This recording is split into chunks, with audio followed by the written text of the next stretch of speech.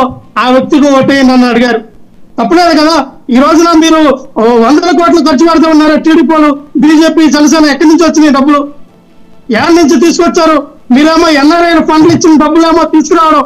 NRI fund ఎంత వచ్చిందో ఈ రోజున జనసేన పార్టీకి వాళ్తున్నారు. 21 సీట్లలో జనసేన పార్టీ వాళ్ళు పోటీ చేస్తూ ఉన్నారు. ఆ 21 సీట్లలో కూడా ఎన్ఆర్ఐ నుంచి వచ్చినటువంటి ప్రవాసం వాళ్ళందరూ కూడా ఈ రోజున అమౌంట్ సెట్ చేసి వాళ్ళే దగ్గర నుండి ఎలక్షన్ చేస్తూ ఉన్నారు. వాళ్ళే డబ్బులు పంచుతూ ఉన్నారు. ఎన్ఆర్ఐ ఫండింగ్ ద్వారానే మరి జనసేన పార్టీ ఎలక్షన్ చేస్తూ ఉంది. ఇది అవునా కదా? సమాధానం చెప్పమనండి. లక్ష్మణరావు గారు మీకు ప్రశ్న. ఇప్పుడు బాలకృష్ణ గారు పోటీ చేసే చోట, చంద్రబాబు నాయుడు గారు పోటీ చేసే చోట, పిఠాపురంలోను మంగళగిరిలోను కూడా మీరు నుంచోబెట్టింది బీసీలని నుంచోబెట్టారు. ఇక్కడ 3 చోట్ల అయితే బీసీ మహిళలను నుంచోబెట్టారు.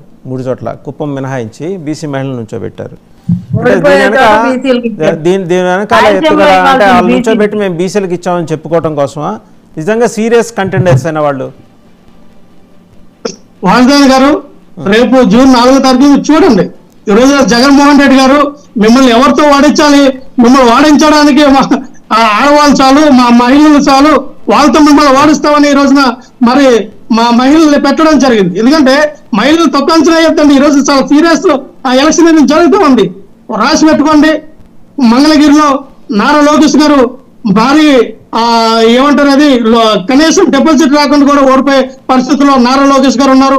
అలాగే హిందూపురంలో బాలకృష్ణ గారు కూడా ఈసారి ఓడిపోతూ ఉన్నారు.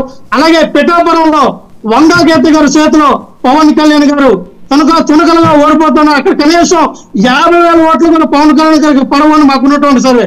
కావాలంటే మీరు ఏ సరే ఎవరినైనా మీరు ప్రవేశపెట్టండి. ఎందుకంటే అక్కడ తీసుకెళ్ళింది ఎవరండి? అందుబాటులో ఉండే నాయకురాలు వంగా గీత గారు. అక్కడ పవన్ కళ్యాణ్ గారు ఉండరని మీరెట్ట చెప్తారండి? అందుబాటులో ఉండరని ఎలా చెప్తారు?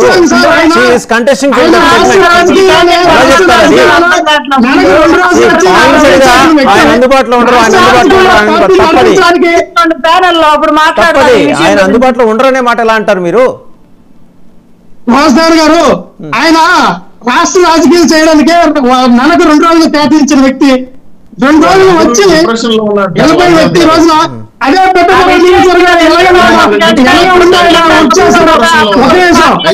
పవన్ కళ్యాణ్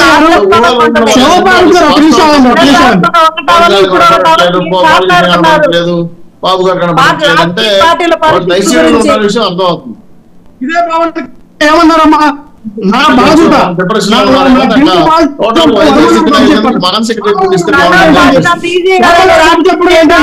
ఒక ఎమ్మెల్యే క్యాండిడేట్ కాదా, ఒక ఎమ్మెల్యే క్యాండిడేట్ ద్వారా ఒక సీఎం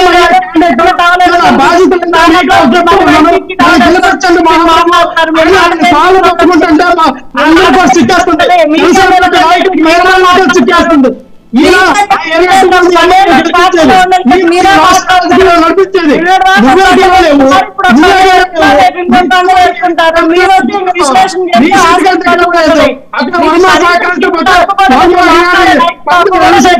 ఏమవుతుందో తెలీదు. గెలాలంటే వర్మ ఆశీర్వాదం ఉండాలి.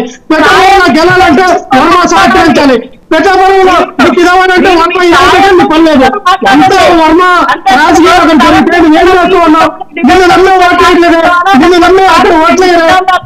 ప్రజలకు ఏం చెప్తా ఉన్నావు? వర్మ దగ్గర జూన్ 4 తర్వాత మాకు కనపడండి, మాట్లాడుకుందాం. మీరు వాసుదేవన్ గారు చెప్పండి. వాసుదేవన్ గారు, జగన్మోహన్ రెడ్డి గారు తనైతే తానే భస్మాసుర రాష్ట్రం పెట్టుకోవడానికి 3 పాయింట్లు చాలా క్లియర్ గా చేశారు. ఒకటికి అవాతాతలు పెంచిన విషయం మీకు అందరికి డిస్కస్ చేశారు, అది మీకు అందర్చుకోవాలి. 2 మైనార్టీలను మోసం చేశాడు. 3 బటన్ నొక్కానని చెప్పి 5 ఏళ్లుగా బటన్ నొక్కిన పైన జనవరి నుంచి లెక్కేసుకుంటే దాదాపు 1,456 కోట్ల రూపాయలు పెండింగ్ పెట్టేసి మరి బటన్ నొక్కి అమాయకులు ప్రజలను పద్ధతి చేశారు. జనవరి ఇన్పుట్ సబ్సిడీ మార్చి 6 తారీఖు నొక్కాడు. వైఎస్ఆర్ చేతి మార్చి 7 నొక్కాడు. విద్యా దీవెన మార్చి 1 తారీఖు నొక్కాడు. వైఎస్ఆర్సీపీ ఆసరా జనవరి నెలలో నొక్కాడు. షాదీ అంటే కళ్యాణ బస్సు కార్యక్రమం వైఎస్ఆర్సీపీ 28 మార్చి నొక్కాడు. సో ఇన్ని లెక్కల ఈ విధంగా నొక్కిన డబ్బులన్నీ కూడా జనాలు చాకపోయిపోయింది.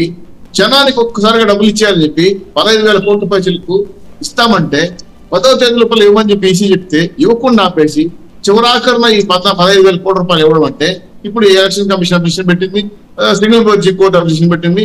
టోటల్ గా ఎందుకు ఇంత డబ్బులు పేదవాళ్ళకి చేరనీయకుండా ఆపేశారు అంటే రేపు ప్రతిపక్షాల మీద ఎత్తేయడం, ప్రతిపక్షాలు ఆపేశారు మేము ఆపేశారని చెప్పి డ్రామా. అంటే గతంలో పిచ్చల విషయాలు డ్రామా ఆడాడు, ఇప్పుడు ఇది అట్లా డ్రామా ఆడాడు. దాని ముందు ఇళ్ల పట్టాల విషయం డ్రామా ఆడాడు. సబ్జెక్టు ఎందుకు డిస్కస్ చేశానంటే చివరి 4 రోజుల్లో ఎలక్షన్ అనేది కీ రోజు, డబ్బులు ఇస్తే నాకు నోట్ అవుతుంది కాబట్టి నేను అబ్జెక్షన్ చేశారు కాబట్టి ఆపేశారు.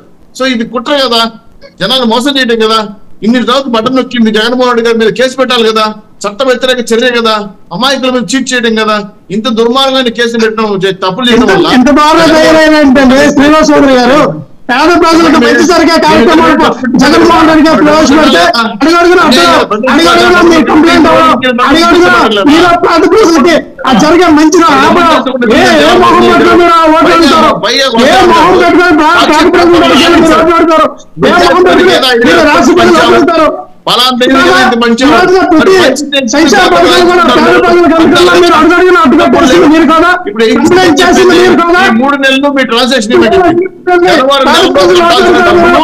మే నెలలో కూడా బటన్ నొక్కితే డబ్బులు రావాలా, పేపర్లో మాత్రం ప్రకటన వేసుకున్నారు విద్యాదీవుని ఇచ్చాను కోరుముద్దు ఇచ్చాను అని చెప్పి. మరి డబ్బులు రాకపోతే పేదవాళ్ళు మోసం చేయంటే కదా లెక్క. అంటే ఈ 5 ఏళ్లలో ట్రాన్సాక్షన్ లేదా, డబ్బులు రాలేదా, బడ్జెట్ లేవా, దివాలా తీసిపోయిందా, ప్రతిపక్షాలను నెట్టేసి మీ కాంట్రాక్ట్ లో అప్పచెప్పుకోవడానికి ఆపేటారు డబ్బులు ఏమైనా? ప్రతిపక్షాలు ఇవ్వలేదు కాబట్టి ఇవ్వలేము కాబట్టి మీ సొంత నియోజకవర్గంలో కాంట్రాక్ట్ చేసిన వాళ్ళు మీకు మీ వైఎస్ఆర్ ఇచ్చుకోవడానికి ఆపేయాల నిధులు చెప్పండి. ఇది పెద్ద కుట్ర కదా సార్, ఇది 15,000 కోట్ల పైచిలకు. దీని మీద ఆన్సర్ చేయమని చెప్పండి ప్లీజ్ సార్, ఇది ప్రజలు మోసం చేయటం కదా. రైట్. లక్ష్మణరావు గారు ప్లీజ్ క్విక్ గా ఆన్సర్, టైం కూడా కావస్తుంది. చౌదరి గారు లేవనెత్తిన గారు నెక్స్ట్ నా అవకాశం లేకుండా మీరు మిగతా ఇద్దరికి ఇచ్చేసారు. ఒక్క నిమిషం అండి. లక్ష్మణ్ దగ్గర అవగానే మీ దగ్గరకు వస్తాను. ఒక్క నిమిషం లక్ష్మణ్ గారు క్విక్గా, మళ్ళీ ఆయన మాట్లాడాలి. రామ్ కుమార్ సార్ మీరే రేగిడి లక్ష్మణరావు. ఈ రోజున వాసుదేవన్ గారు పేద ప్రజలకు ఏవైతే సంక్షేమ పథకాలు ఇవ్వాలని జగన్మోహన్ రెడ్డి గారు బట్టలకి అమౌంట్ డిబిటీ గారు పంపిస్తే వాటిలో కూడా కంప్లైంట్ చేసి వీళ్ళు ఆపడం జరుగుతూ ఉంది. ఈ రోజున ఏం మొహం పెట్టుకొని వీళ్ళు ప్రజల దగ్గరికి వెళ్ళి ఓట్లు అడుగుతారండి? ప్రతి దానికి అడ్డుకట్టేసింది టీడీపీ పార్టీ కదా, ప్రతి దానికి అడ్డం పడుతుంది టీడీపీ పార్టీ కదా. అంటే పేదలకి మంచి జరిగితే టీడీపీ పార్టీకి కూటమికి నచ్చదు. వీళ్ళ అసూయ బుద్ధితో ఈ జగన్మోహన్ రెడ్డి గారికి పేరు వస్తుందన్న దీంతో వీళ్ళు రామ్ కుమార్ గారు మాట్లాడతారు. టైం కూడా పూర్తిగా వచ్చింది. రామ్ కుమార్ గారు మాట్లాడతారు. ఓకే ఈ రోజున రామ్ కుమార్ గారు పేద ప్రజలు అందరూ కూడా వీళ్ళకి బుద్ధి చెప్పడం. రామ్ కుమార్ గారు ఎవరు కూడా ఓటు వేయరు. రామ్ కుమార్ గారు మీరు మాట్లాడండి. కాదండి.